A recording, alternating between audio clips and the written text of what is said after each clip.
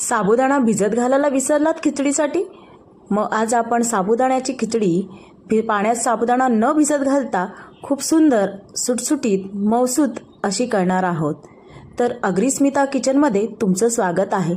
आज आपण पाहणार आहोत साबुदाणा पाण्यात भिजत न टाकता रात्रीच लगेच अगदी पटकन 2 मिनिटांमध्ये साबुदाण्याची खिचडी, तीसुद्धा मऊ आणि सुटसुटीत एकदम होणारी आणि चव जशीच्या तशी, जशी साबुदाण्याची खिचडी असते तशी कशी करावी ते एका ट्रिकने करणार आहोत. नक्की पहा.